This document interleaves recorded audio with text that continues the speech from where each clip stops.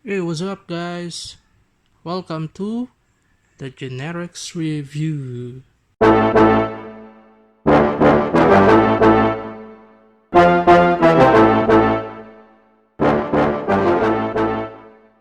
Hello, guys.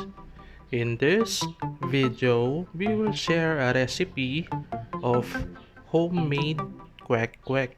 Para po ito sa mga taong gustong gumawa din ng kanilang sariling homemade version ng kanilang kwek. But before we start, please don't forget to like this video and subscribe to our YouTube channel, and please do share na rin po. Thank you!